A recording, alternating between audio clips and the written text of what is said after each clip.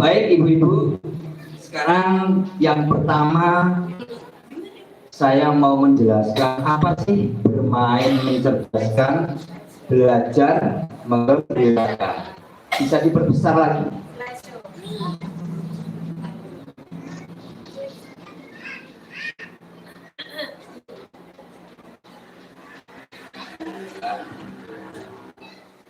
Mungkin di kepala ibu biasanya bermain itu yang menggembirakan, Pak.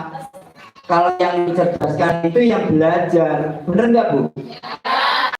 Kalau untuk anak-anak dibalik Bu, bermain itu ya harus mencerdaskan, karena metode belajar anak-anak 7 tahun pertama adalah lewat metode bermain, mengenal segala hal di keluarganya itu dengan cara bermain.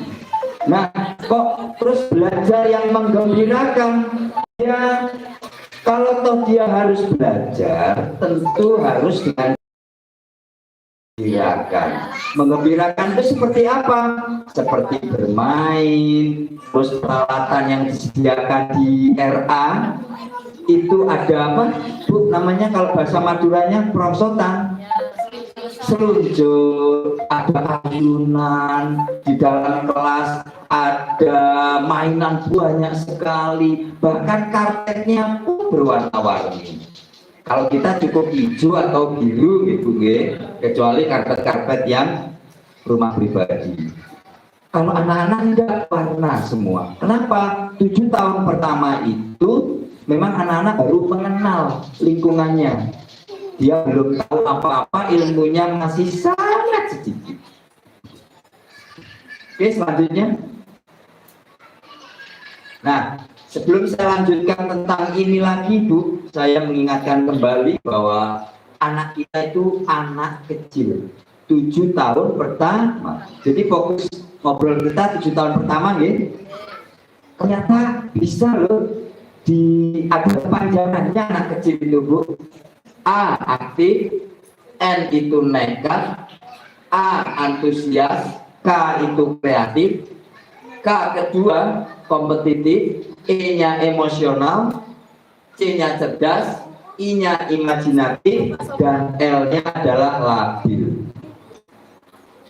Bu, putra putri panjenengan semua kira-kira aktif enggak? Apalagi yang putra, yang putra itu motoriknya memang menonjol. Kalau yang putri bukan berarti tidak menonjol motoriknya, tapi lebih ke motorik yang halus. Kalau laki-laki itu loncat, lari, naik pagar, berlari ke sana sini. Kalau yang putri mainan bedak ibunya. Ya ada beberapa yang putri juga seperti laki-laki. Jadi setiap anak punya kecenderungan masing aktif, ya sudah. Kalau ada anak yang belum aktif, justru ini harus tanda tanya. Ada apa anak saya ya? Kok diem? Tapi seringkali kita kejebak, siapa nengah beraya. Ya sering ya, itu refleks. Ada Bu sambil tidur sama bisa ngomong Pak. Ya nggak bisa Bu, anak-anak itu memang kayak begitu pada 7 tahun pertama. Bahkan dalam kandungan loh, nendang-nendang gitu. Nah itu. Terus pernah anak saya waktu itu di USG nendang, dokternya sampai kaget ditendang dokter. Terus ini sekedar wawasan, bahkan bayi harimau itu di dalam kandungan itu sudah berlari loh. Di dalam kandungan itu sudah berlari. Ya itu mengejar mangsa.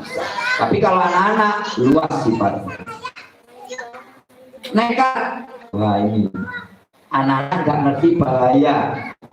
Bagaimana kita mensikapi anak-anak yang nekat, aktif itu tetap dengan cara yang dengan cara bermain, dengan cara belajar yang menggembirakan. Nanti akan ada keyword-keyword kata-kata bagaimana sih mengganti kata tidak, kata jangan. Itu kurang tepat buat anak-anak itu. Jangan. tapi tidak diberi alasan, itu anak-anak hanya muncul tanda tanya di kepalanya. Kok nggak boleh tapi nggak dikasih alasan, ya nanti akan kita bahas lebih jauh lagi. Antusias, semangat bu, bangun tidur langsung. Kalau anak saya bangun tidur dadan jajan maksudnya sambil bermain. Setiap anak punya keywordnya masing-masing. Mbok masih hujan banjir kita sibuk nyelamatin karpet, dia mainan air. Asik pokoknya, ya. Antusias, kreatif. Wah, diberikan mainan dirusak kok namanya. Nah, itu jangan. Ya kita harus berkorban demi proses belajar. Belajarnya lewat metode tadi, bermain. Dilihat dulu robotnya, jalan. Besok mulai rodanya dipatahin, dilihat dalamnya. Nah itu alamiah dan itu prosesnya ibu. Jadi jangan dimarahi. Ya beli lagi besok. Kalau bisa mainan yang lain, mengenal mainan yang lain. Ya semampu kita ibu. Gak mampu ya jangan lelah untuk diajak outbound, keluar jalan-jalan. Ya sekali-kali anak harus tahu minimal moda angkutan transportasi di kehidupan kita itu kan banyak ibu. Kalau sepeda mau dikenali, nah yang biasa perlu dikenali itu kereta api, pesawat terbang. Ya nggak bisa naik ya nonton aja, ke beli dicari melihat, ada kok pesawat terbang. Tapi sekarang sudah ada yuk di YouTube. Ini ada nak, kalau orang yang punya uang bisa naik pesawat. Makanya Adit disuruh belajar yang pintar supaya menjadi orang yang berhasil meraih cita-citanya naik pesawat seperti naik beca. Maksudnya mampu membayar. Kompetitif. Wah aku tahu nih kebun binatang Surabaya. Wah aku yang tahu nih Jakarta. Wah aku tahu nih langit Kepitu. Loh aku yang tahu. Anak-anak begitu ya. Maaf saya nggak bisa bahasa Madura, mungkin bahasa lokalnya juga hampir sama ya. Anak-anak itu tidak mau kalah, kompetitif sifatnya. Emosional, jadi dia mensikapi segala hal itu full emosinya bu. Contoh kalau kita kehilangan kerupuk sebungkus, yo kalau baik. Tapi kalau kehilangan HP, nah kalau anak ini ya full itu emosinya. Dia sangat emosional. Dikasih tahu pelan, bimbing, perasaannya terbawa. Kita untuk sampai pada menangis kan butuh tragedi bu ya, butuh suami nakal dulu baru nangis gitu ya. Kalau anak enggak, hal-hal kecil dia sangat emosional. Ya. Soalnya ibarat sepeda motor mesin itu baru anak-anak bu, masih enreyen, starter brake sekali gas muk.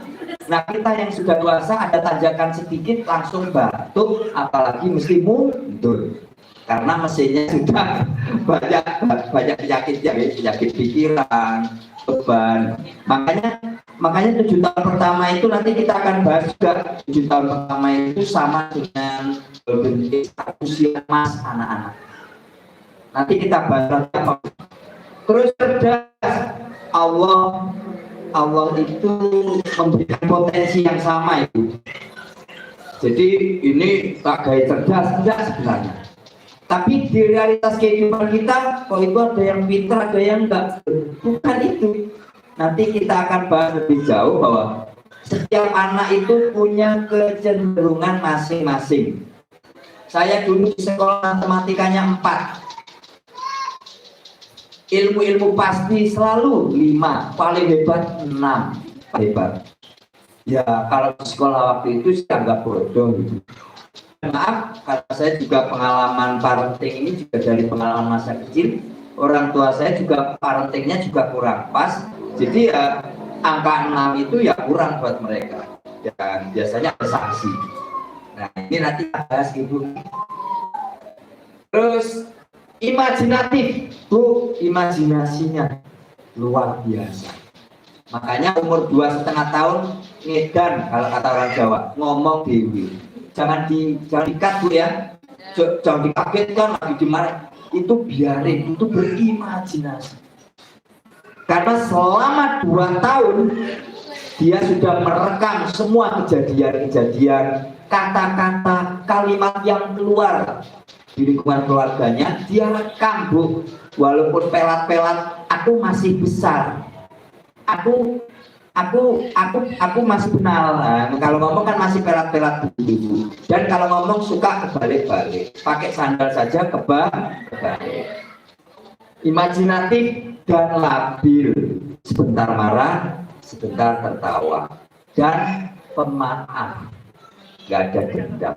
Kalau kita kesenggol sedikit, butuh 2 minggu untuk memaafkan. Nah, ini bedanya dengan anak kecil. Selanjutnya Ibu. Nah, Bu, sering ya produk susu di iklan itu meningkatkan tumbuh kembang anak. Nah, Ibu sudah tahu belum maksudnya tumbuh kembang? Pertumbuhan atau pertumbuhan itu lebih ke fisik. Kalau perkembangan lebih ke mental. Kalau anak kita panas, berarti anaknya fisik, mudah dipantau. Bu, panas, bawa ke dokter. Oh, beratnya menurun. Belikan makanan yang enak-enak. Mudah dipantau dan dilihat. Tapi kalau perkembangan mental, Bu, minimal 7 tahun kedua akan terlihat hasil dari 7 tahun pertama kita mengasuhnya. Makanya, Bu, saya berterima kasih dan hormat buat guru-guru LATK. Mereka tugasnya berat.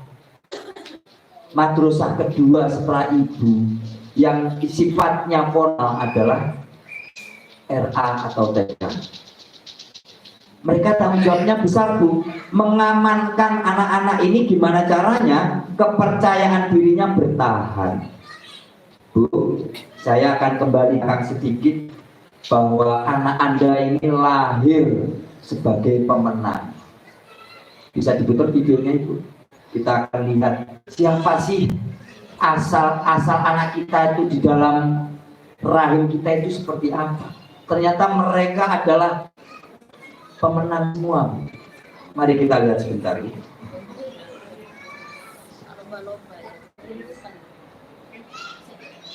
Saya, Bu.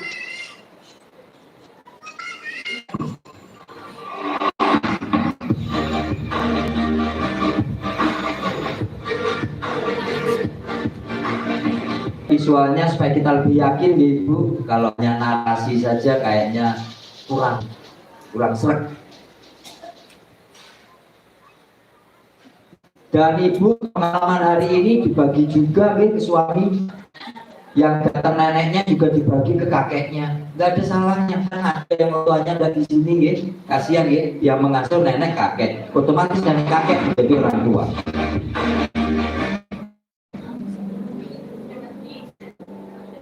Dari awal gitu.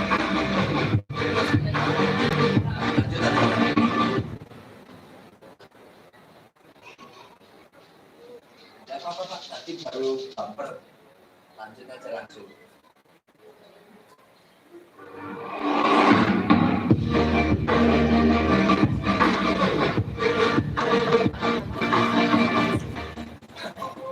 The journey of life starts with a fascinating race. Bu,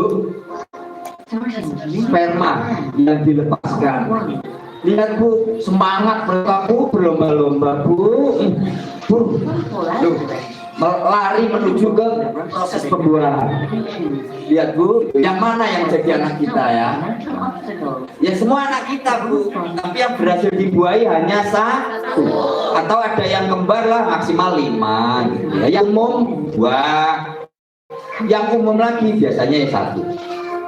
Nah, Bu, setelah proses ini pun mereka masih harus berjuang lagi loh, Bu.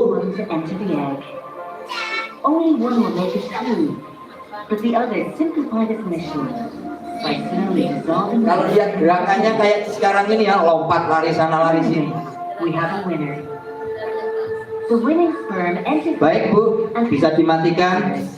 Nah, saya cuma ingin ngasih tahu mereka tadi ketika dilepaskan itu, wah, berlomba-lomba. Menurut penelitian Ibu, kurang lebihnya sperma yang dilepaskan itu kurang lebih kisaran puluhan ribu. Sebutlah angka 20.000 saja supaya saya gampang menjelaskan. Angka pastinya nggak ada yang tahu, tapi ribuan. Anggaplah 20.000 sel sperma yang dilepaskan dan berlari menuju ke pembuahan. Yang berhasil dibuahi hanya satu. Kita ngomong yang umum Bu ya. Kalau yang kembar wallahu alam, satu. Berarti yang akhirnya lahir jadi janin dan lahir itu adalah sel pemenang, mengalahkan 19.999 sel sperma yang lain Bu. Baru dilepaskan mereka sudah kompetisi Bu untuk mendapatkan kehidupan tadi. Berarti anak-anak lahir ini adalah pemenang. Nah, bagaimana 7 tahun pertama ini kita mempertahankan kepercayaan dirinya, keberaniannya, kecerdasannya. Yang tadi saya sebutkan, kembali ke slide-nya Ibu. Gimana caranya kita mempertahankan potensi yang diberikan oleh Allah sama kepada semua anak.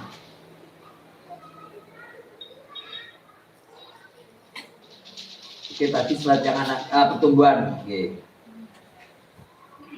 Berarti bagaimana caranya 7 tahun pertama itu kita bisa mempertahankan, bahkan memotivasi, menjaganya hingga 7 tahun kedua, ketiga, dan setelah itu ia dewasa.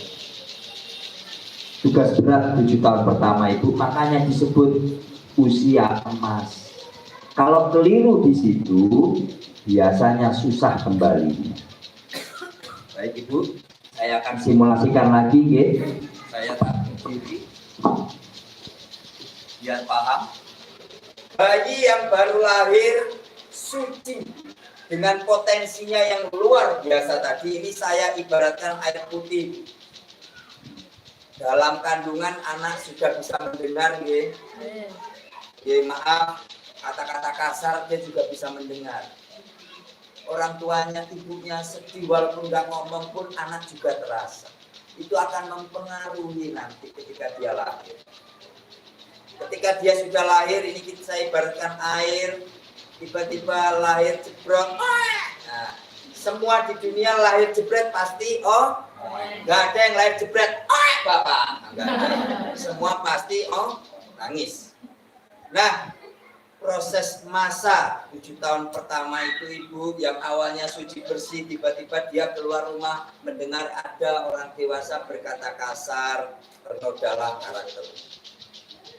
Yang awalnya bersih jadi belum lagi ibunya marah-marah, uang bulanannya kok berkurang terus gara-gara pandemi, sering berantem, ternodalah karakter anak tadi yang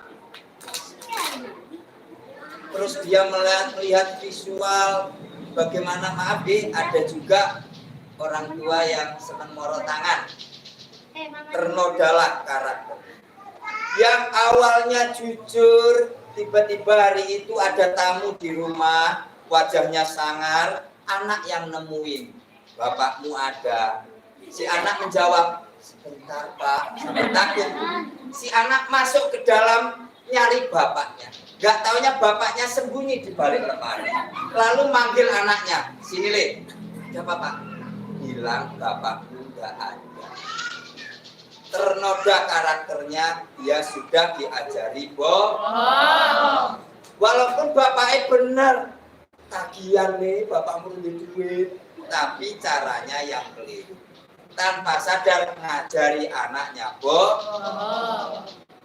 Besar sedikit mengenal SD, temennya pengen mainan, kepengin gak dibelikan, kecewa, ternoda. ABG nyenengi cewek ditolak, ternoda. Menikah, maaf, ada yang berhenti di tengah jalan, maaf, cerai, ternoda. Kehidupan ini membuat karakter kita menjadi ternoda. Akhirnya lahirlah karakter-karakter baru, pemarah, pendiam. Dulu masih kecil kalau ditanya cita-citanya apa? Pilot. Kok proses belajar berat, anak yang lebih milih males, persaingan ketat lah, terlalu tinggi jadi pilot, jadi supir bis aja lah, turun cita-citanya. Persaingan hidup lagi berat, aduh, jadi supir bis gak mudah, ya setelah tak turunkan cita-citaku, akhirnya cuma jadi Gojek. Ya maksudnya nggak apa-apa, itu juga bagus. Saya bicara awal 7 tahun pertama begitu luar biasanya anak ketika ditanya contohnya tentang cita. Jadi maksud saya hari ini kita akan sedikit membahas bagaimana sih caranya 7 tahun pertama ini anak-anak selamat. 7 tahun kedua. Bu, slide presentasi selanjutnya. Mendidik anak ala Ali bin Abi Thalib. Beliau juga dapat masukan dari Rasulullah bahwa 7 tahun pertama biarkanlah bermain. Ya biarkan terus hujan dibiarin, enggak, maksudnya kodrat anak itu memang bermain. Ya memang kalau waktunya makan orang tua ngingetin, hujan ya masuk dengan kata-kata yang bagus. Nah, lu main di dalam aja ya, nanti kalau kena hujan nanti bisa pilek, ininya keluar, ngomongnya nggak bisa jelas, nggak bisa nafas karena pilek. Jadi memang orang tua ini dituntut belajar lagi, Bu.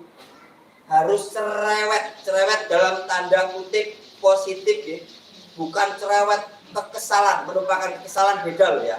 Cerewet dalam arti positif. Terus 7 tahun kedua baru ajarkanlah kedisiplinan. Makanya Rasulullah bilang kenalkan sholat di 7 tahun pertama. 7 tahun pertama 7 tahun kedua. 7 tahun pertama nggak boleh apa? Ya boleh. Oh, maaf ada sebenarnya. 7 tahun pertama ya sifatnya sukarela, Bu. Kalau anak nggak mau ya jangan dipaksa. Biasanya kalau ada bapak-bapak yang anaknya laki-laki dituntut Jumatan, gitu. Yang putri ya ikut ibunya jemaahan dengerin tausiah. Tapi kalau anak nggak mau tidak boleh dipaksa karena belum kewajibannya. Ya, ininya belum sampai mencerna agama. Hanya sebatas nilai-nilai moral saja, seperti nggak boleh mukul, nggak boleh bohong, harus makan biar sehat baru hidup.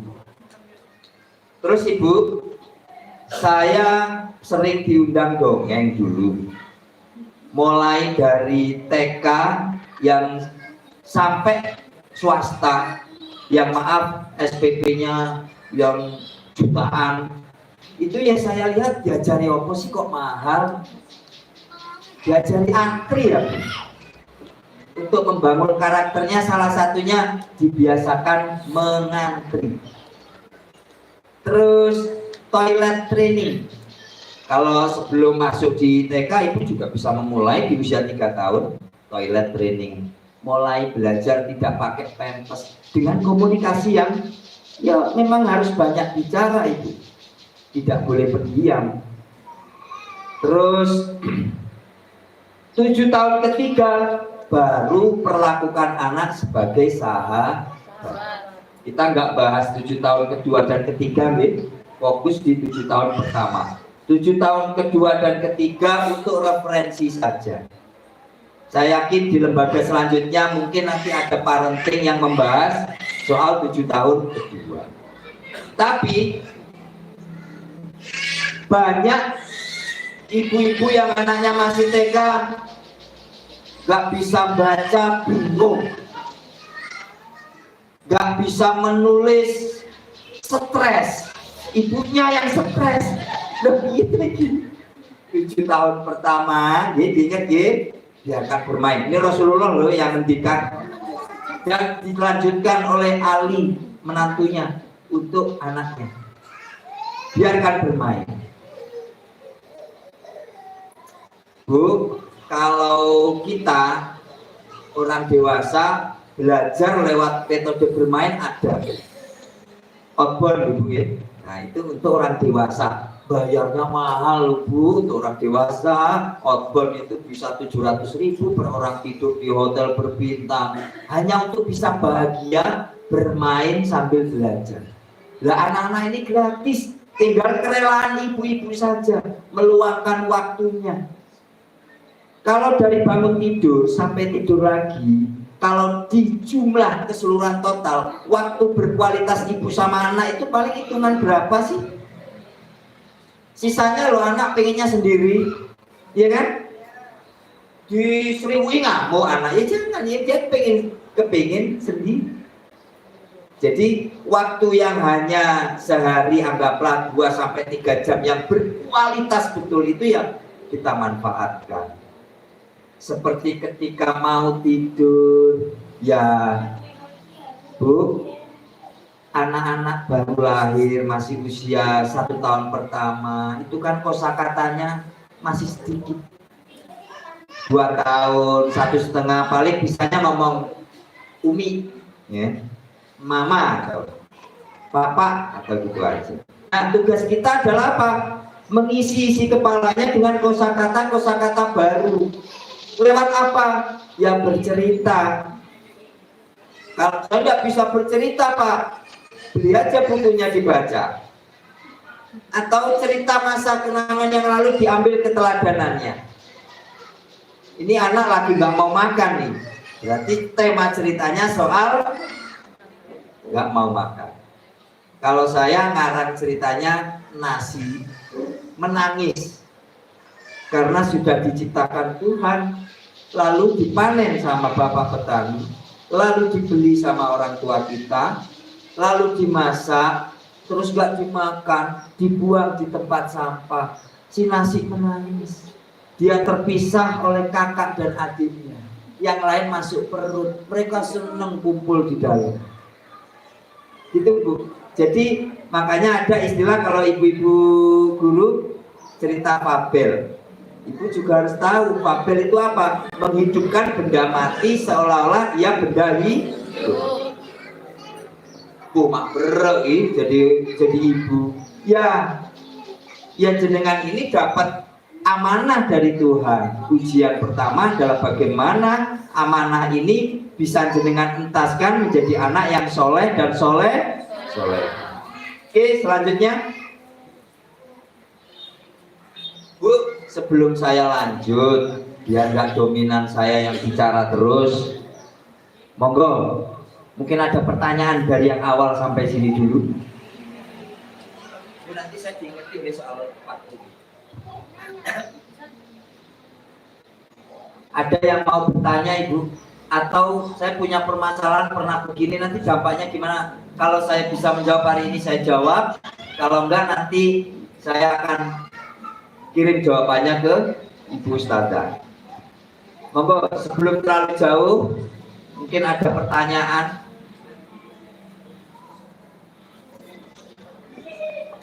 Belum ada.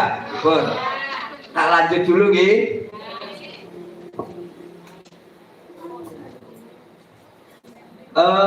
Bu, kembali ke 7 tahun pertama. Saya kok ya gimana ya, anak-anak itu sebenarnya kita kenalkan hal-hal yang sifatnya kompetitif, makanya ada lomba mewarnai. Sering deh dengan semangat mengikutkan. Terus ada lomba apa lagi kalau untuk tingkat taman kanak-kanak Ibu? Lomba pidato ya, lomba nyanyi.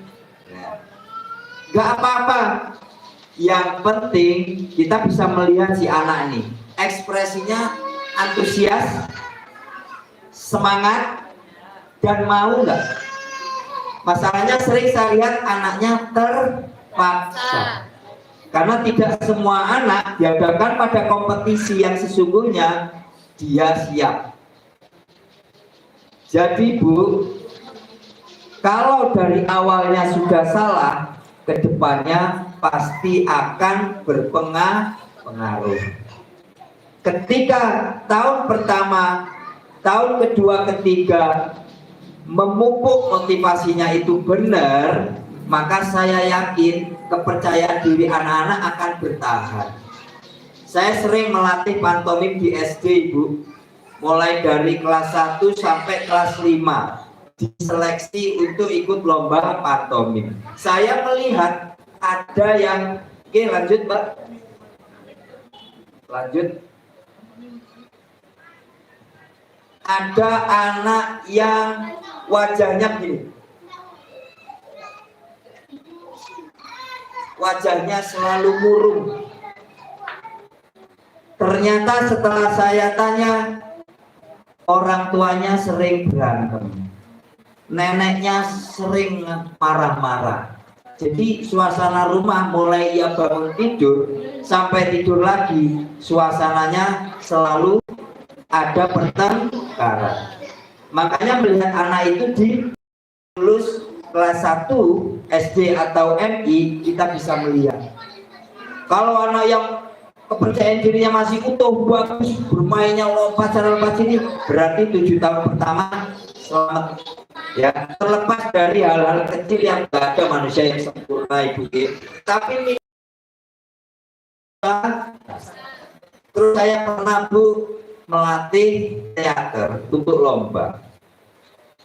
Anak-anak saya seleksi. Ya mau tidak mau namanya teater ya, Bu, harus ada peran utama, peran pembantu utama, dan peran figuran. Figuran itu sekedar lewat. Nah, yang terpilih ini yang tidak dinyana-nyana, yang tidak disangka. Terus saya pulang, tiba-tiba saya nerima WA dari yang tidak ada namanya, nomornya. Saya baca, Pak, kok anak saya tidak dipilih jadi peran utama? Anak saya pinter loh. Saya balas, putriku yang mana? Terus bawahnya saya tambahin, maaf Ibu ya, saya nggak boleh pilih kasih dalam proses seleksi. Mana anak yang berpotensi, saya ambil sesuai kebutuhannya loh, Bu. Waktu itu perannya banyak. Setelah saya telusuri besok harinya lagi, saya lihat anaknya yang mana? Oh itu anaknya pendiam, Ibu. Terus kurang bisa bersosialisasi. Lah, kalau diseleksi ya wajar, nggak terpilih dalam seleksi. Ternyata ibunya terlalu menuntut, mengukur anaknya dengan dirinya. Seperti Abuya bilang tadi, pendidikan masa lalu ya jangan diterapkan 100% sekarang, karena sekarang berbeda. Yang bagus-bagus saja kita ambil, itu belajarnya seperti apa. Anak-anak baru lahir langsung melihat Android. Jangan dulu kita lahir nggak ada apa-apa, bermainnya masih bambu dikasih roda. Imajinasi dulu sama sekarang beda. Keluar rumah terus sampai dimarahi. Sekarang di dalam rumah terus sampai disuruh keluar. Dan kebalik toh, sudah berbeda. Betul Abu yang tadi bilang. Jadi kita harus adaptasi, menyesuaikan. Kenapa anak-anak kok pinter ya Androidnya? Karena nggak takut salah.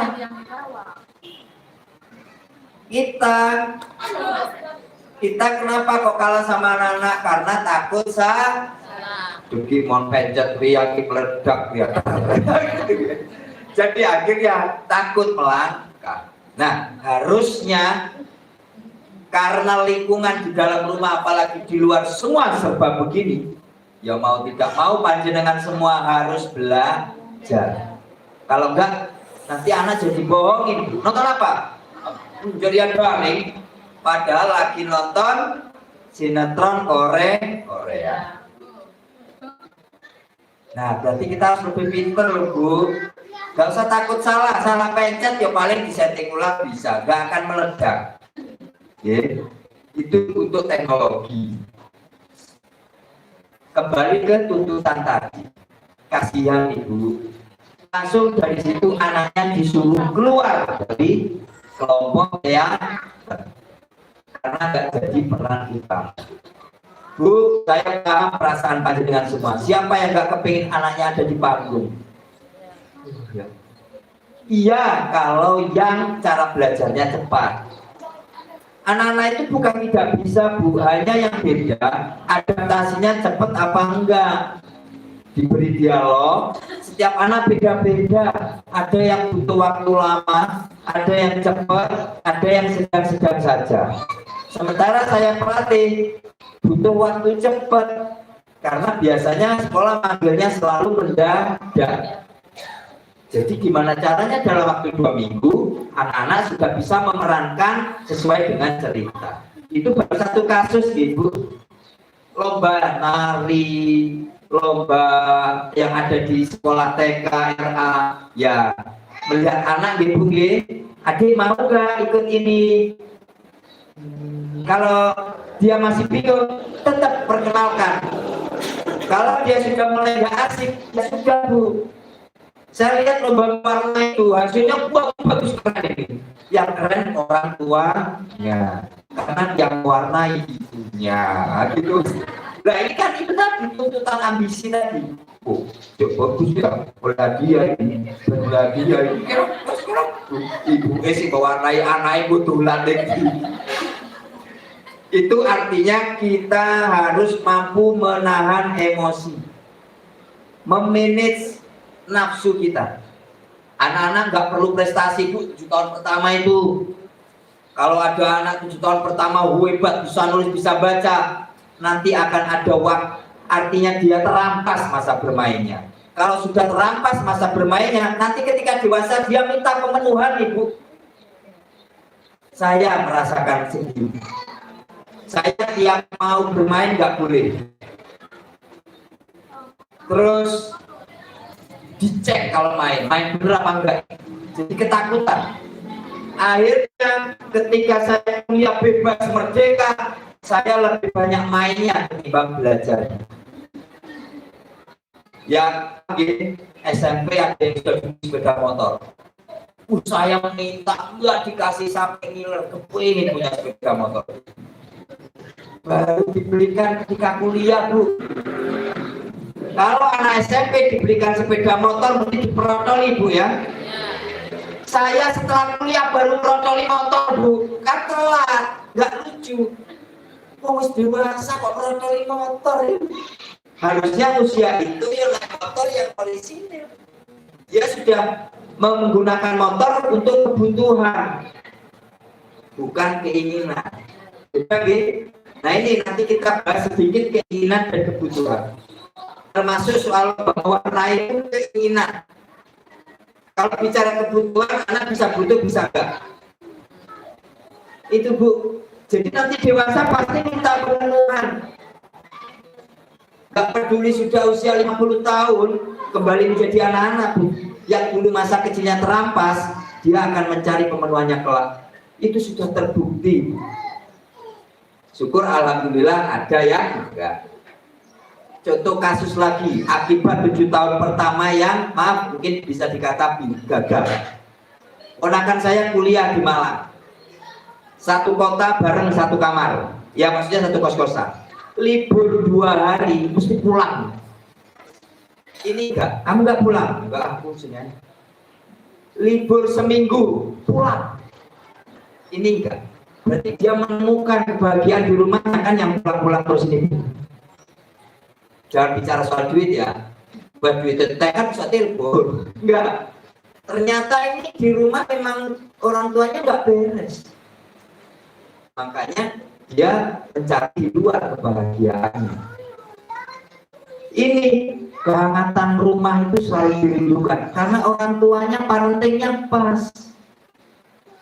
Tidak memaksakan kehendak, tidak menuntut. Ya. Karena waktu kita nggak panjang, Ibu, detailnya Ibu mengertilah, saya yakin Ibu mengerti sendiri yang dimaksud. Intinya berhentilah menuntut anak untuk berprestasi di usia 7 tahun pertama. Justru tuntutan Ibu, bermainnya bahagia ke anakku. Garis bawah itu, Bu, biar selamat. Saya, Bu, saya Kalau mampu memperhatikan saya, padahal siang hari rumah ada tutup semua, nggak ngerti itu seperti imajinasi saya. Untuk menghilangkan rasa pikun itu saya naik daun, saya kremes-kremes, bingung. Itu saya SMA masih begitu. Maaf ya, saya juga punya senang sama perempuan, ngapelin cewek 2 jam ya diem bu. Cewek kepanasan kayak cacing lu, seneng apa ora tau kok bener. Gak berani ngomong bu, baru ngomong disentak. Ada cilik ngerti apa? Sebenarnya saya korban. Saya gak dendam sama orang tua saya, hikmahnya besar. Tapi ada waktu yang harus dibayar, terbuang 10 tahun saya untuk mengembalikan, memulihkan kepercayaan diri saya, belajar teater. Karena teater juga belajar komunikasi.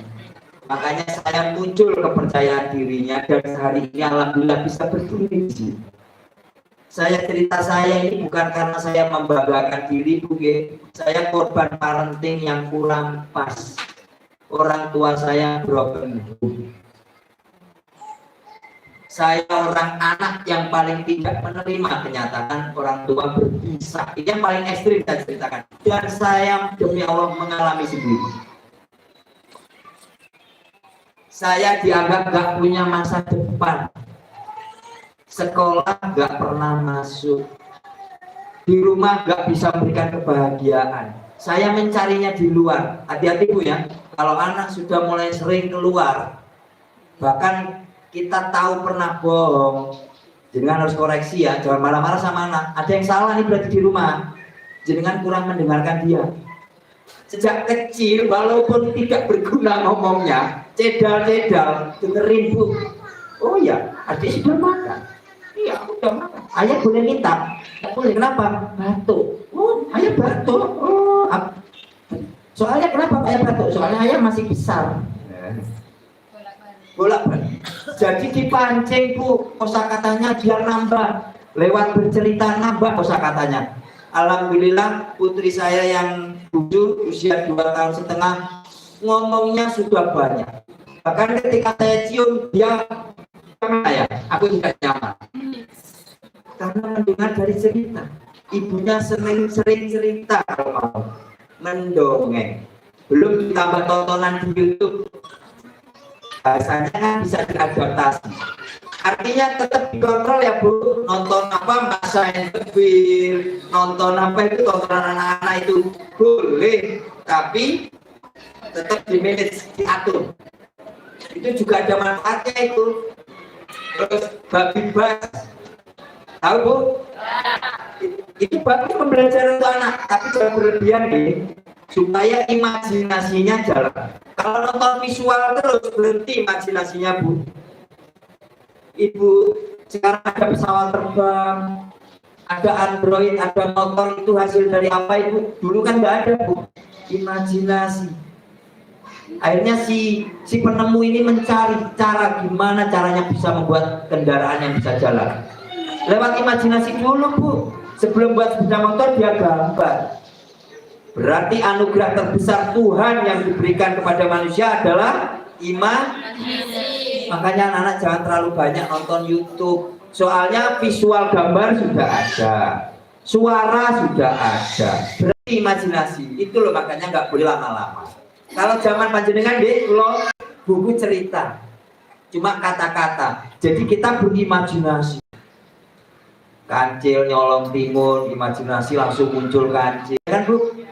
Mungkin kita sama-sama dengar ceritanya sama gitu. Mungkin timunnya berbeda bu. Sampai timunnya segini, saya timunnya segini. Nah, itu imajinasi. Anugerah terbesar Tuhan buat manusia adalah salah satunya imajinasi. Makanya sering ngomong sendiri, silat-silat. Ya memang itu masanya berimajinasi. Jangan kebanyakan Android, duduk diam, karena banyak korbannya. Imajinasinya nggak jalan, susah bersosialisasi. Selanjutnya mbak, oh maaf, yang barusan ibu boleh dicatat atau boleh diingat ya. Hindari dan tidak dilakukan 8 gaya komunikasi negatif. Memerintah, Bu, boleh, tapi adik tolong dong, ayah sibuk untuk mau jalan, tolong ambilkan helm. Kalau dia mampu bawa helm. Pakai kata tolong, dia sama haknya dengan kita. Jangan mentang-mentang orang tua lantas sebentar ngomong. Enggak. Tetap gunakan bahasa yang seperti jenengan dengan orang lain loh ya. Jenengan sopan loh dengan orang lain. Kok sama anak sewenang-wenang. Ibu ambil naik sote loh, susui loh.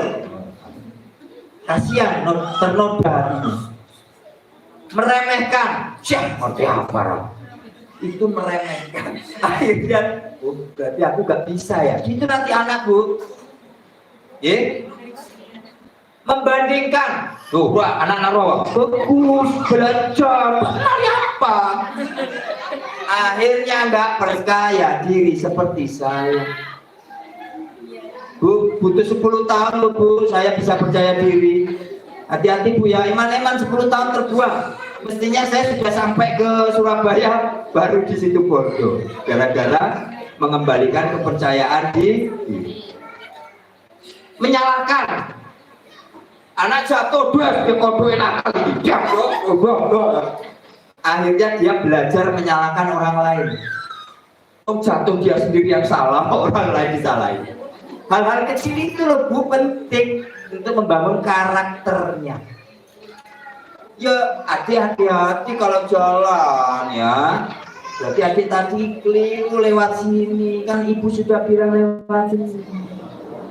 Ibu tadi sudah ngajak lewat tangga, adik mintanya yang pelorotannya jatuh. Kalau nggak hati-hati, kalau tidak hati-hati. Jadi bukan harga mati loh ya, lewat jalan itu mesti jatuh. Bahasanya harus benar. Berat gitu ya? Nggak bisa pasti. Mengancam. Ayo mam, kalau nggak tak aja, nggak ke pasar.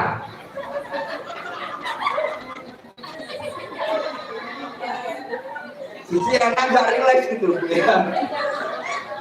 Nyindir lagi. Bu adikku tadi kalau jajan habis banyak. Anaknya di sana, kasihan, jangan.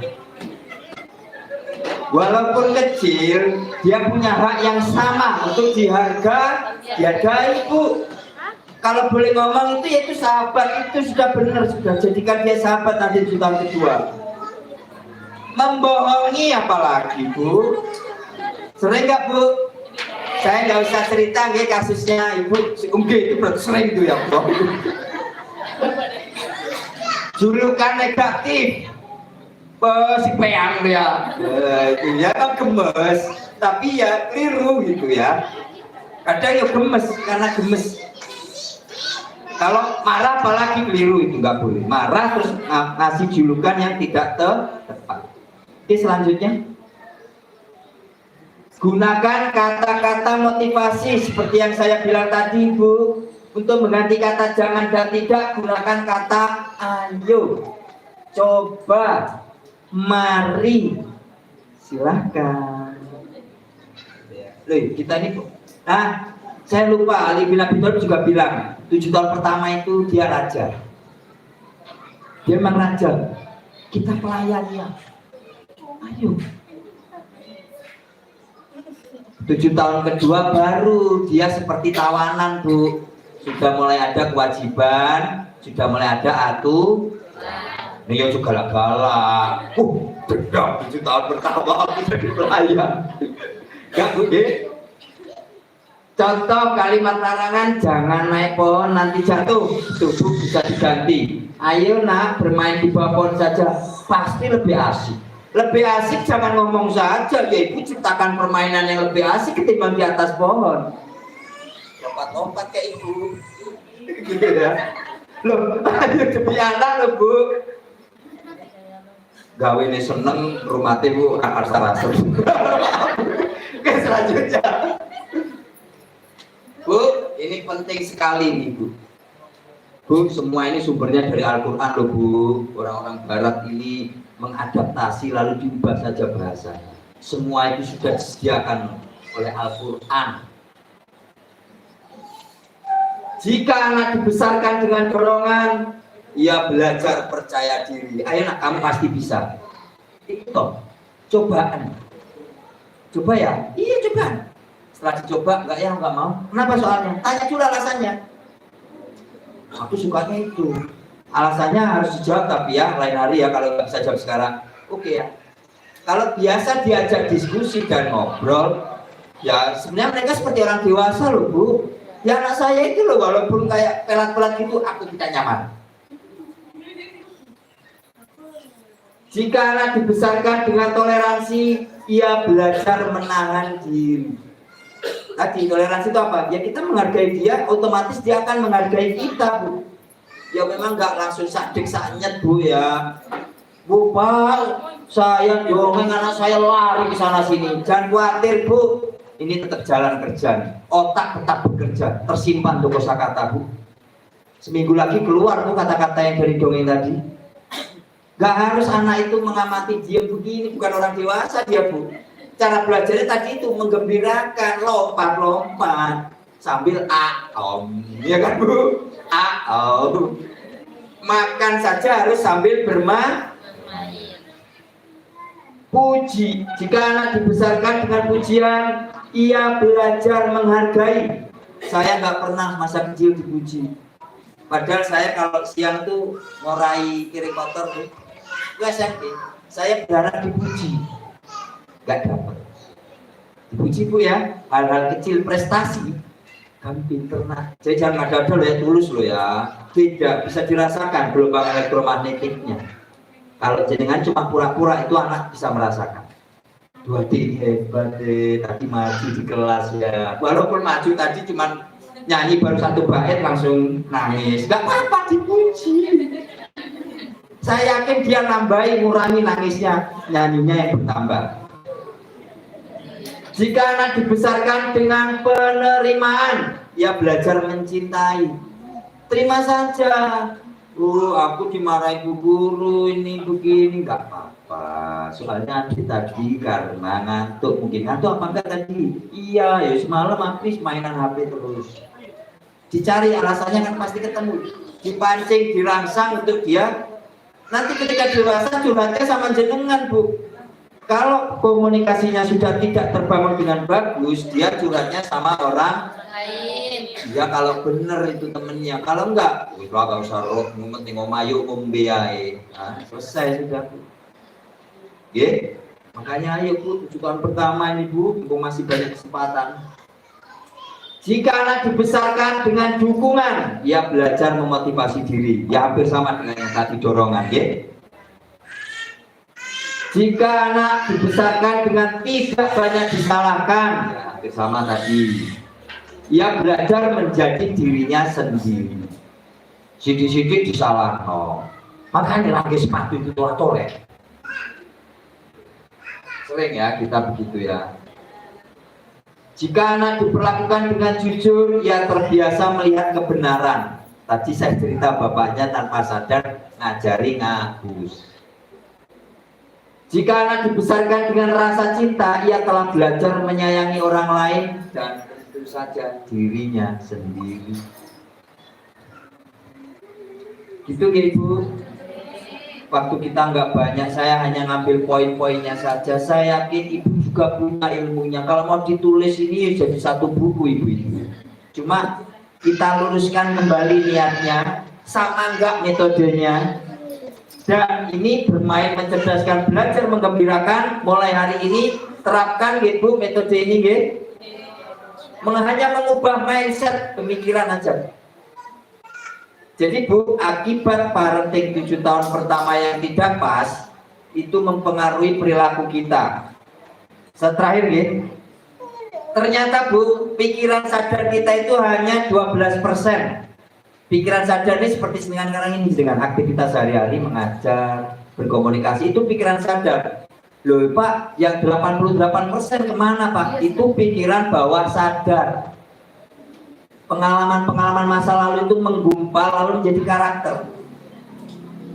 Jadi kita ini sebenarnya sesuai dengan karakter kita Bu. Yang 88% tadi. Contoh, sekarang saya mau tanya ibu-ibu singkat saja. Kalau ibu mendengar kata gudang garam, apa yang ada di kepala ibu? Rokok. Padahal ya gudang garam ya ada, nggak harus rokok. Nah itu loh, mindset itu bu. Namanya mindset. Pokoknya ya itu sih bener, enggak. Terus kalau anak-anak saya suruh menggambar, gambar pemandangan, ibu-ibunya juga. Pelatihan guru pernah saya. Semua gambar gunung bu, loh, pemandangan gunung tok toh. Kenapa? Karena mengenal belajar menggambar, gambarnya sudah gunung. Jadi terpatri bu, itu loh pikiran bawah sadar maksudnya bu, tanpa sadar. Gambar bebek, semua ngadep ke sini bu, karena dulu dimulai angka 2 dulu ngajari. Ya sekali-kali BBM madep ke sana sambil nengok gini kan ya bagus. Kreativitasnya jadi mandek hanya karena terpatri tadi awalnya. Jadi start awal itu penting. Itu mau monggo. Kalau ibu ada pertanyaan monggo. Assalamualaikum warahmatullahi wabarakatuh. Waalaikumsalam. Ini mau tanya tentang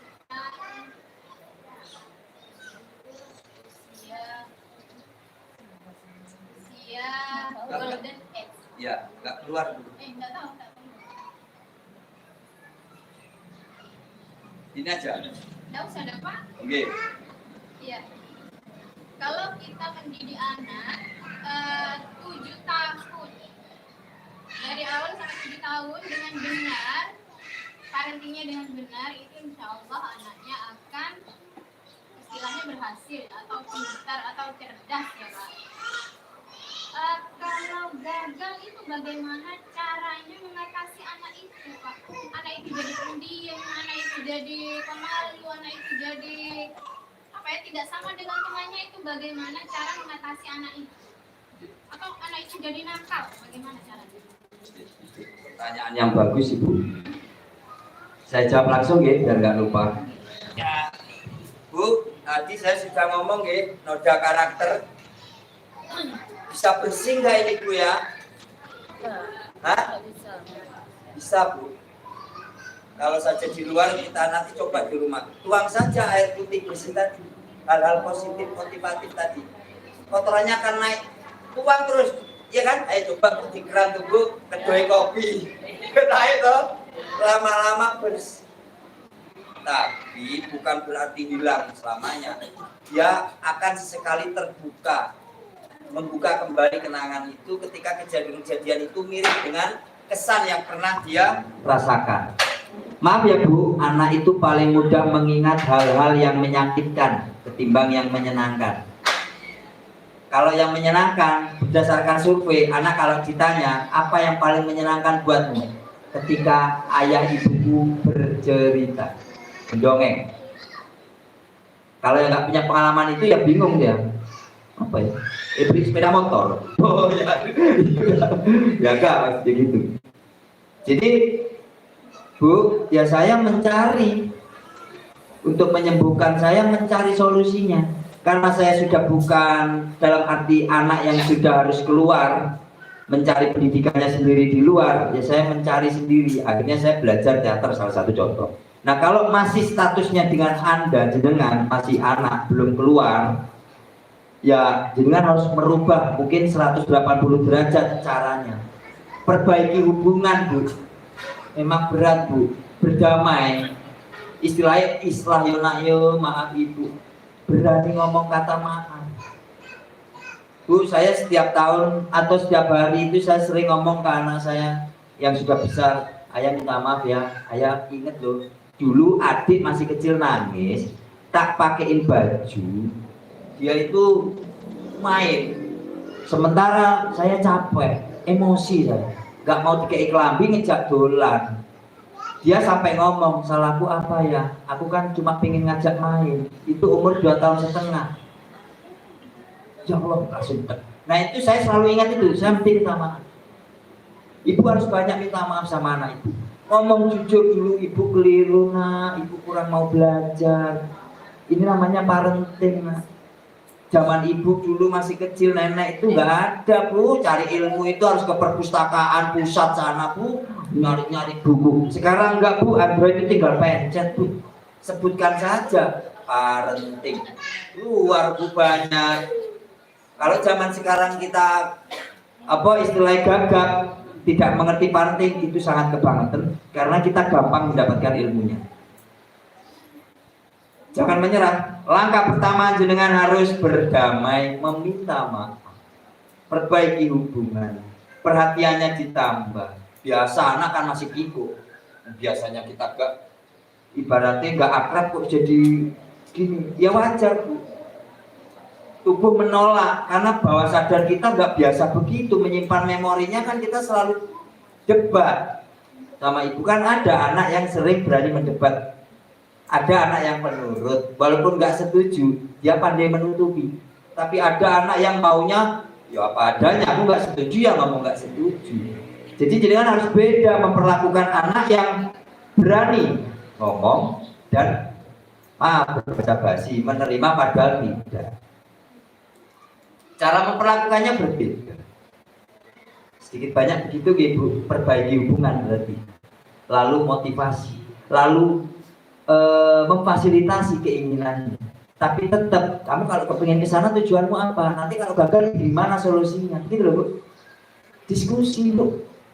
Dalam Allah, dalam Al-Qur'annya sebagian ayatnya kan ngajak diskusi sebenarnya kita bu. Kalau mau kita telaah, kan nggak hanya perintah saja dan ancaman isi Al-Qur'an, tapi juga ada yang ngajak kita diskusi.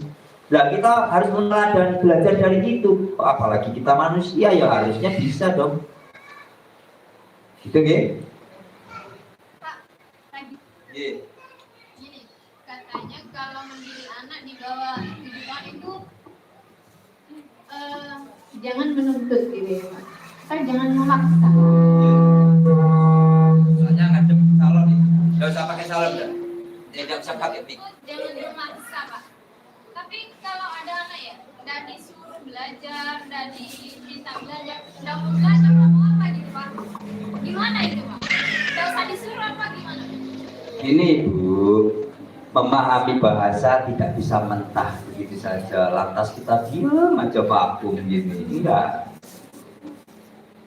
7 tahun pertama anak kita kan fokusnya di 7 tahun pertama itu. Makanya kalau ada TK ngasih PR keliru. Ya, maaf, nggak ada itu. Enggak, ngapunten lo ya. Kalau mau kita bicara yang pendidikan yang sebenarnya, Bu, 7 tahun pertama itu sekolah TK itu sebenarnya ngajari pakai tali sepatu, toilet training, budaya antri, makan, belajar saling memberi. Ya nomor sakmono pelit-pelite lho Bu. Diajak main, ayo outbound lihat kereta api, bermain. Nilai-nilai itu kita masukkan, ya ukurannya ibarat obat dosisnya dikurangi. Kalau orang dewasa ya full obatnya. Kalau anak-anak ya seprimpit lah Bu. Itu pun sudah banyak kita bahas sedikit banyak cara mengkomunikasikannya yang harus diubah. Ya Bu, anak saya ya contoh nih, anak nih nilainya di SD pun sebenarnya kita juga nggak boleh loh Bu menuntut anak untuk harus terbaik. Ngapunten nggih, sistem pendidikan dulu itu sangat menyakitkan Bu. Bayangkan rapotan yang ranking pertama dipanggil dulu. Itu saja sudah ngajari orang tua untuk marahi anaknya yang dipanggil terakhir toh. Isin toh waktu ini diceluk terakhir terus Bapak ini. Sebenarnya metodenya nggak begitu dong. Ya sudah sesuai absen saja. Baru anak yang bermasalah face to face. Biar orang tua ini nggak tahu siapa yang paling pintar, nggak perlu tahu. Makanya terus ada nggak ada, dihapus ya, nggak ada, nggak naik kelas nggak ada. Hanya anak bunuh diri dulu, itu sudah ngedonin anak loh Bu. Bayangin, kalau saya dulu nggak 4 bunuh diri loh Bu, matematika saya 4, 5, ibu saya menuntut. Ternyata potensi saya di seni Bu. Ternyata saya sutradara film akhirnya. Saya nggak bisa kerja ekonomi dagang. Pinter saya dongeng kumpul anak-anak. Lah, dulu kan nggak tahu Bu, ya nggak salah mereka. Ya cuma mereka juga keliru, sistemnya waktu itu tidak mendukung seperti sekarang. Intinya, jadi ya seperti yang saya tadi, yo memahami sebuah kalimat tidak bisa mentah-mentah gitu. Jadi egonya keluar. Jadi tanda kayaknya habis Pak. Monggo manut, saya waktunya kalau ibu-ibu masih ada yang tanya dan waktu masih memungkinkan.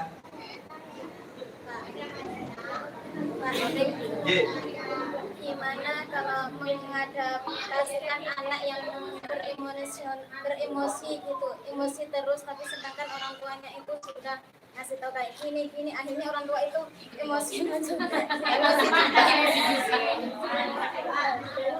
Ibu, ya Bu, anak saya emosionalnya luar biasa Bu. Jam 11-12 itu nangis, marah-marah itu biasa. Sampai kita baca, yaitu tadi Al-Qadar, ayat-ayat itu kita bacain sampai tertidur. Ibu, kalau silakan buka channel saya, Faisal ND. Itu ada video anak saya nangis minta HP, jangan HP, sementara sudah malam tuh. HP, ibunya terus aja dongeng. Jadi tadi itu Mas ini begini. Awalnya marah-marah, lama-lama ayo kita cuci tangan, ganti pampers. Silakan lihat di videonya. Saya mau muterin di sini terlalu lama. Salah satu contoh, jenengan menghadapi anak-anak itu, ya tetap dikomunikasikan. Sabar, aduh. Yuk gak langsung jadi, tetap nangis Pak. Iya anak-anak biarin. Lama-lama, oh iya Mama, aku harus sabar. Demi Allah anak saya. Iya Mama, aku harus sabar. Iya. Ketika emosinya muncul lagi, ya sama saja Bu. Tapi nanti 7 tahun kedua itu akan ada hasilnya. 7 tahun ketiga, keempat itu akan diingati.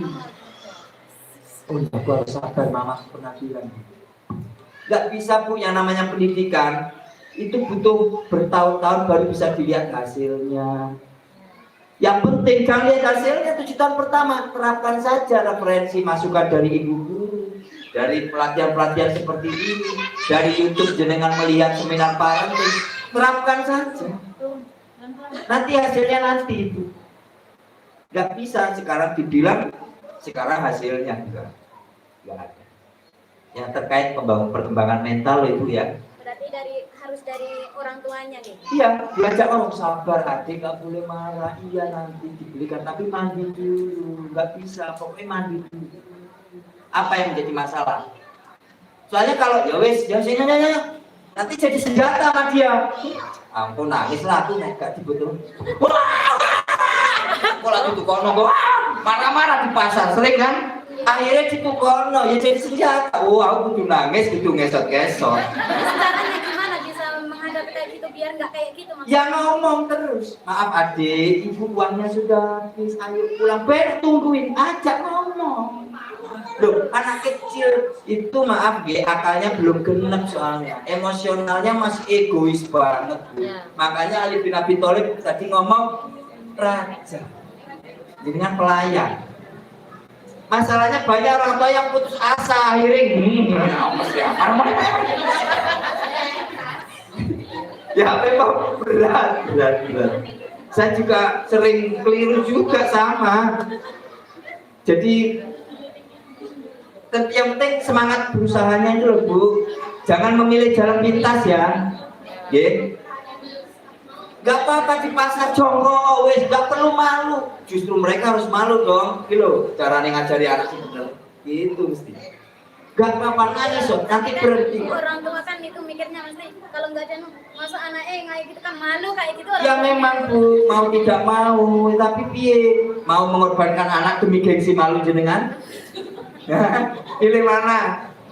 Bu, kalau sampai kesot-kesot di pasar itu sudah salah sebelumnya. Coba sebelum, alhamdulillah anak saya ya gak sampai lah nangis-nangis begitu. Karena sering diajak ngomong ketika main Rosi, dadan, kode itu Bu. Kalau gak ngantuk ya ruwet. Ayo, tunggu masih di mall, habis ini bayar kita pulang, oke? Nanti biar malu nanti tidak orang. Nanti kan sudah besar. dibesarkan jiwanya. Adik udah besar malu loh. Tuh ada temennya itu pinter loh, gak nangis, gak merengek seperti adik. Adik kan pinter. Ayo nanti aja makannya. Tapi itu juga sering nangis. Tapi karena dikasih tahu mamanya nurut, jadi hari ini nggak nangis. Banyaklah memoles kalimat itu menjadi lembut. Terus anak dianggaplah orang dewasa, berargumentasi, harus dikasih alasan. Gitu. Berat ya. Minimal berusaha daripada menyerah ya. Wah, nggak usah begitu, Pak. Anak saya jadi polisi. Ya, polisi yang gimana? Sambo bunuh ajudannya. Lah dulu berarti kekerasan dulu. Mungkin kecilnya pernah dipukul. Mungkin. Tapi maaf ya, karakter orang sana mah keras-keras. Saya nggak tahu. Nggak, artinya manfaatnya nggak bisa dilihat gamblang gitu, Bu. Nanti dia yang merasakan sendiri.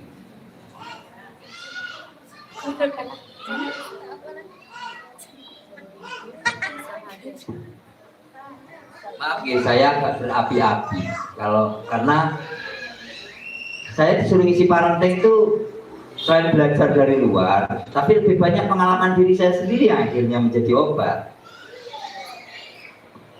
Semua orang pasti jenengan nanti yang anaknya 3 panggil Bu suruh ngisi parenting, Bu. Loh, 3 loh anaknya. Pasti dia punya metode tuh. Ya asalkan mau belajar ya. Kecuali anaknya telok, Pak. Saya jangan dipanggil. Maksudnya keren loh anaknya 3 berprestasi semua. Panggil. Perlu juga tuh berbagi. Ya ada lemahnya, ada lebihnya, itu pasti. Ya begitu Ibu, waktunya gimana Ibu? 10 menit lagi, monggo. Agak maju sedikit karena jauh ya.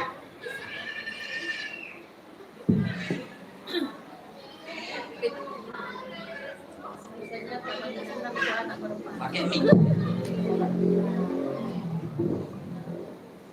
Assalamualaikum warahmatullahi wabarakatuh.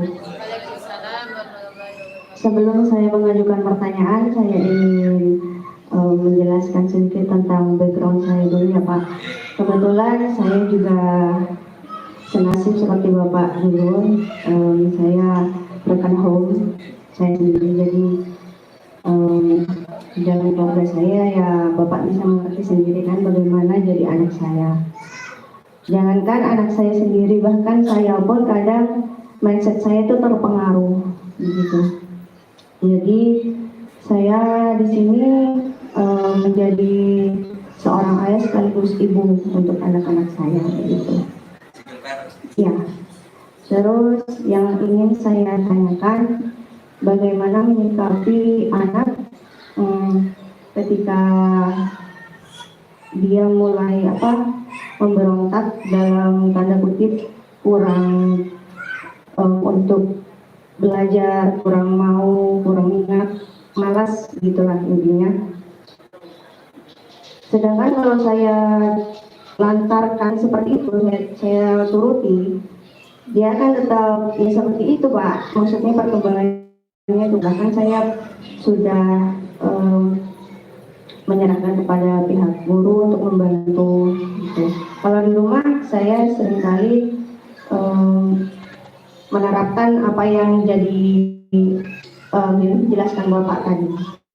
Jadi kalau di sekolah saya meminta untuk lebih mengeluarkan dalam hal pelajarannya, karena paksa belajar sering sekali tidak mau. Saya terapkan pembelajaran dalam bermain sambil belajar itulah. Jadi saya ingin lebih tahu bagaimana ke depannya, bagaimana menyikapi anak yang karakternya terpengaruh oleh broken home saya, karena memang situasi di keluarga saya itu sangat mempengaruhi anak-anak saya, bahkan mental saya pun terkadang down seperti itu. Terima kasih Pak. Assalamualaikum warahmatullahi wabarakatuh. Waalaikumsalam warahmatullahi wabarakatuh. Pertanyaan Ibu yang pernah saya alami gitu. Jadi gini Ibu, maaf gitu, terpaksa jadi kayak curhat keluarga, tapi harus terbuka mau nggak mau karena forumnya terbuka. Jenengan single parent, bapak masih ada, bapaknya si anak gitu. Komunikasinya baik tidak dengan jenengan?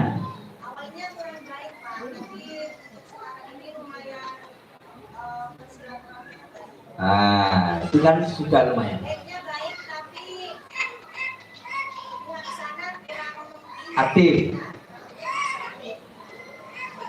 Jadi gini Ibu, permasalahannya putra apa putri? Sekolah di sini semua? MI. Artinya mereka kehilangan figur seorang bapak. Mulai usia berapa? Kalau yang laki-laki mulai usia 6 tahun. Oh, oke. Yang cewek usia 18 bulan. Tuh, apalagi yang cewek sama sekali dia tidak mengenal figur. Oh, oke.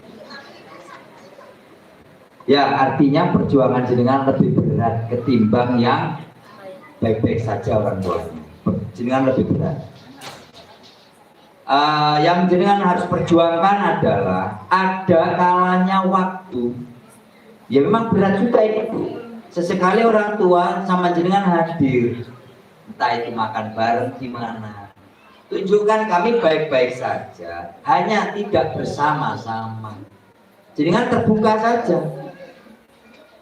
Kalau jenengan bermusuhan kasusnya, anak semakin buruk dampaknya.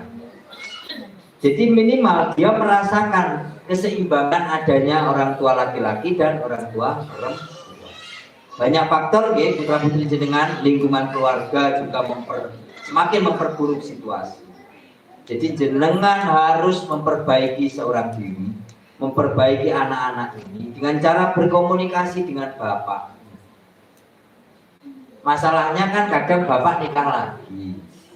Nah ini bapak lah cemburu pasti. Ya minimal video call. Bapak itu dalam sehari harus video call. Minimal nanya apa kegiatanmu dan apa yang akan kamu lakukan besok atau nanti mau makan apa, mama masak apa. Salam buat mama ya, itu penting. Jangan tunjukkan ketidaksukaan kita, kan banyak. Wah, bapakmu itu bos kirimannya 200. Ya semakin kebalik loh ya, dia malah benci loh jenengan. Walaupun nyatanya memang bapaknya pelit, tapi dia jadi kebalikannya. Kok ibuku begitu sih sama bapakku? Karena kan dia penasaran figur ayahnya, kehilangan. Makanya dia merindukannya, nggak peduli bapaknya perilakunya gimana. Jadi memang berat, tapi lakukan saja supaya itu. Minimal tidak ada bapaknya, kok jenengan yang membangun komunikasi yang bagus. Jujur terus terang saja sama yang sudah SD itu. Penyebabnya kan.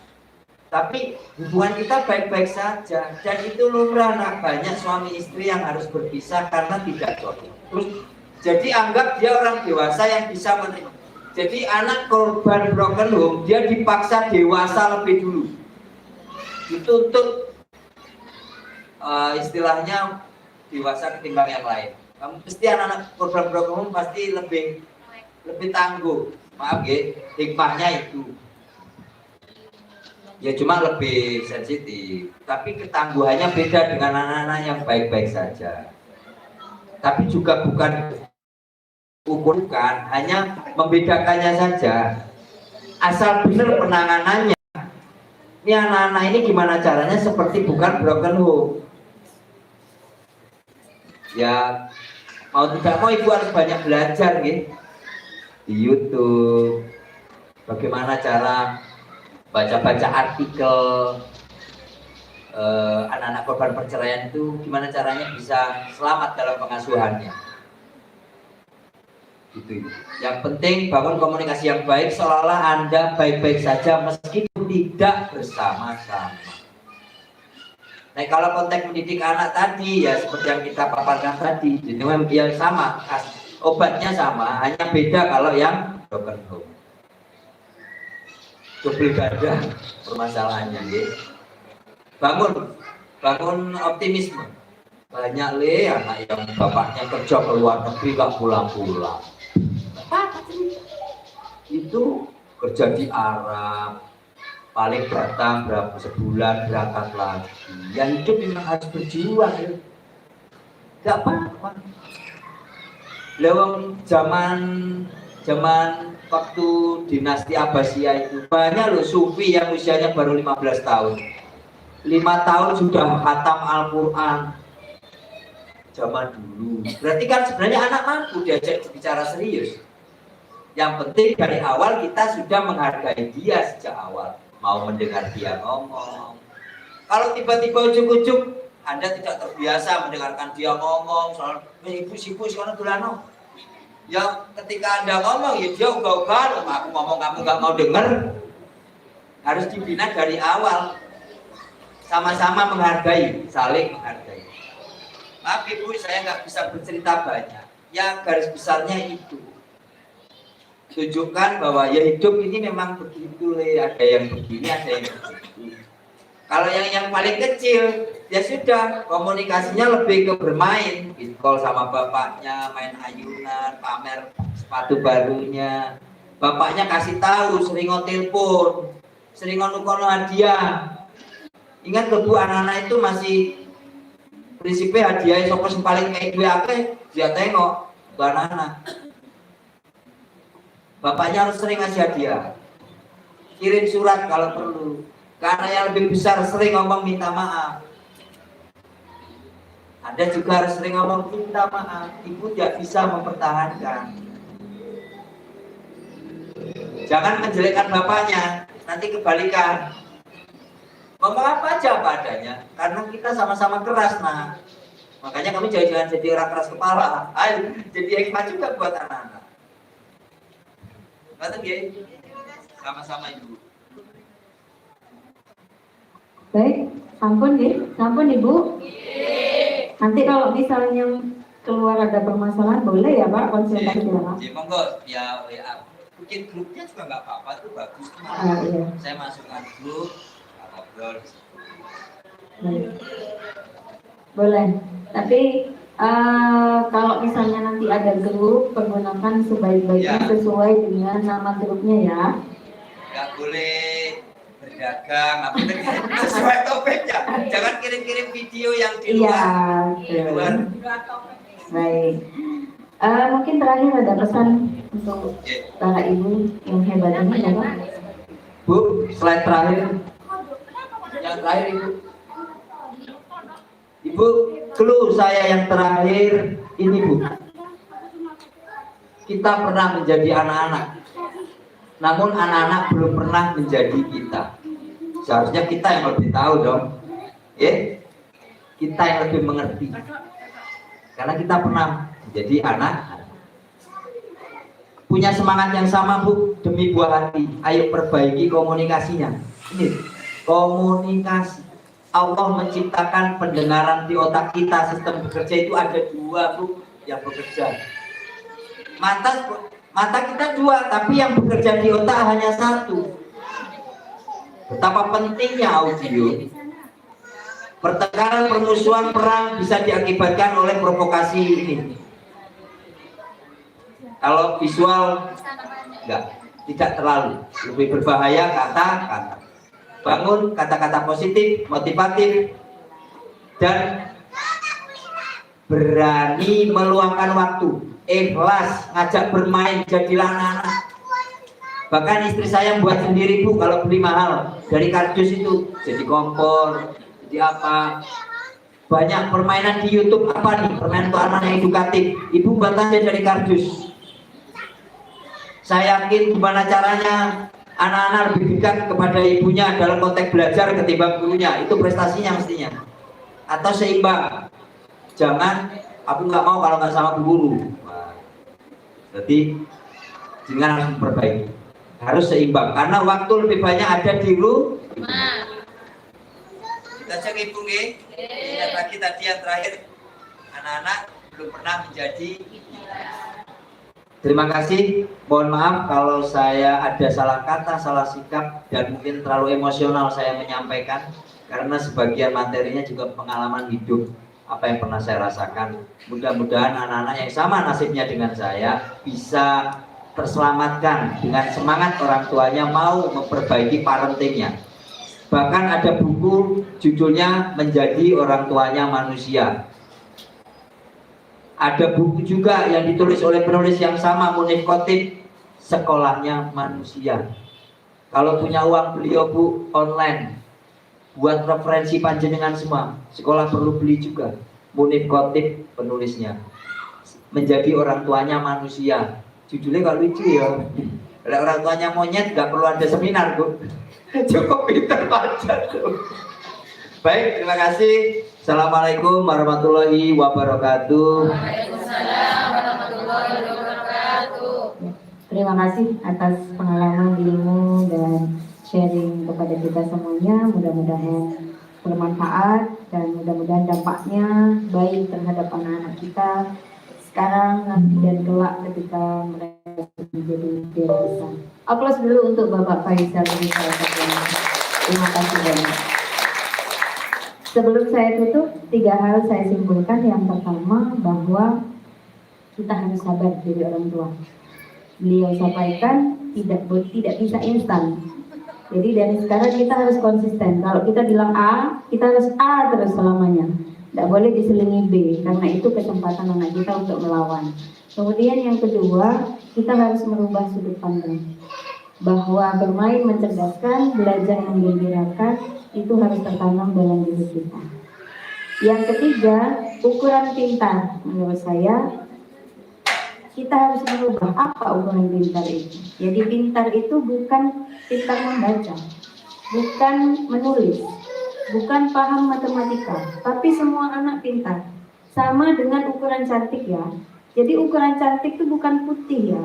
Jadi semua orang cantik dengan versinya masing-masing. Begitu juga dengan anak kita, mereka pintar dengan versinya masing-masing karena mereka diciptakan sebagai anak yang terbaik oleh Allah Subhanahu wa taala. Mudah-mudahan kita bisa menjadi orang tua yang baik. Terima kasih ilmunya Bapak Faisal. Kita akhiri dengan doa majelis bersama-sama. Bismillahirrahmanirrahim. Rabbi faj'alhu jitamana wa yatusnul itami wa qina ma qad sa'alna min atoya lisani. Rabbi faj'alhu jitamana wa yatusnul itami wa qina ma qad sa'alna min atoya lisani. Rabbi faj'alhu jitamana wa yatusnul itami wa qina ma qad sa'alna min atoya lisani. Subhana rabbika rabbil izzati amma yasifun wa salamun alal mursalin walhamdulillahi rabbil alamin. Al-Fatihah.